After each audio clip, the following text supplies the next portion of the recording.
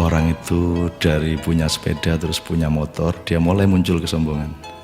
Dari punya motor menjadi punya mobil, tambah lagi kesombongan. Jadi dia terancam sebenarnya oleh kelemahan jiwa. Jadi setiap akses yang naik, akses yang berkembang itu resikonya karena dia harus diwadahi oleh jiwa manusia yang lemah. Maka eksesnya adalah kesombongan itu, keangkuhan.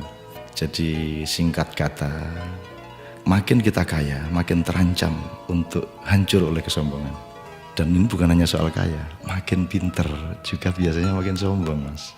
Jadi ada yang namanya kesombongan feodal, itu untuk orang-orang kaya.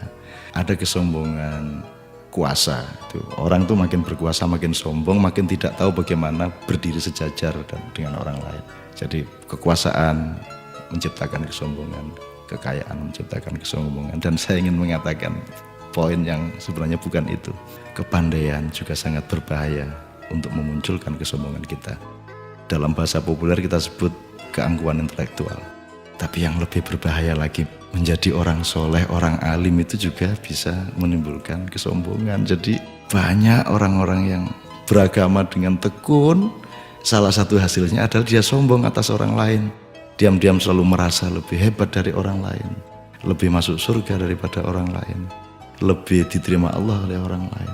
Jadi teman-teman sekalian, sesungguhnya ajaran yang paling dahsyat keindahannya adalah ajaran mengenai tawadhu, ajaran mengenai kerendahan hati. Jadi orang sholat, orang beribadah itu adalah latihan untuk mencampakkan diri, bukan untuk mengunggul dan menegakkan diri. Mencampakkan diri di hadapan Allah. Kita bersujud-sujud tersungkur-sungkur supaya kita siap untuk berlaku rendah hati kepada siapapun. Karena sekarang ini betul-betul bukan hanya orang kaya, bukan hanya orang kuasa, bukan hanya orang pintar, tapi orang alim juga sombong. Itu namanya kesombongan, kesombongan orang alim. Jadi tidak lantas kita jangan jadi alim supaya tidak sombong, atau jangan tidak kaya supaya tidak sombong, tidak begitu. Tapi kayalah, tapi tidak usah sombong. Kuasalah, tapi rendah hati.